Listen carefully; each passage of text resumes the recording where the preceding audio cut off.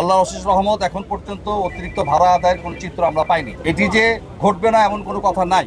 এখনো কিন্তু যাত্রীর চাপ বাড়েনি। কিছুক্ষণ পর থেকে টার্মিনালগুলোতে যাত্রীর চাপ বাড়া শুরু করবে এবং কালকে এটা খুব পিকে উঠবে। আমরা প্রত্যেককে বিনয়ের সঙ্গে অনুরোধ করতে চাই যে সরকার যে সিদ্ধান্ত নিয়েছে আমরা যেন ওই সিদ্ধান্তের বাইরে না যাই। আপনাদের মাধ্যমে আমরা এটা প্রচার করতে চাই যে আমাদের কোনো অবস্থাতেই বাড়তি ভাড়া আদায়ের কোনো সুযোগ নাই। তবে এখানে একটু বিভ্রান্তি নিয়ে আমরা কথা বলতে চাই যে এখন একটা প্যাসেঞ্জার, আমাকে একটু আগে যেটা আমরা শুনলাম যে উনি বেসিক্যালি এখান থেকে ঢাকা থেকে রওনা দিচ্ছে, উনি যাচ্ছে একেবারে ফরিদপুরের শেষ প্রান্তে, কিন্তু উনি শেষে যাবে না, মাঝখানে নামবে।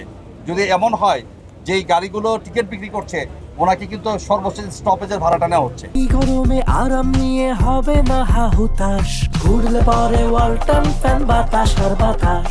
এবং এই ভাড়াটা আগে যে যে নর্মাল সময় যে ভাড়াটা ছিল ওই ভাড়াটার চাইতে কিন্তু এই ভাড়াটা বেশি, কারণ আগে ভাঙতি পথের ভাড়া নেওয়া হতো। এখন যেহেতু এই গাড়িটা ডাইরেক্ট চলে যাবে, সুতরাং এই মাঝ পথের কোনো ভাড়া নিচ্ছে না।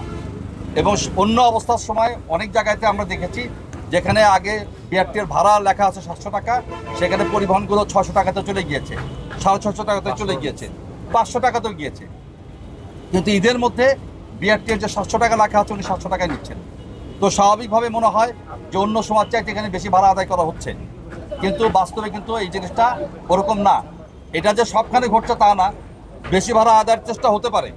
এবং এই জন্য আমরা আপনাদেরকে বিনয়ের সঙ্গে অনুরোধ করি যে যদি কোথাও বেশি ভাড়ার এখানে দেখেন, আমাদের 999 আছে, এখানে বিআরটিএ ভিজিলেন্স টিম করেছে, আমরা কন্ট্রোল রুম করেছি, ওখানে র্যাবের কন্ট্রোল রুম করা আছে।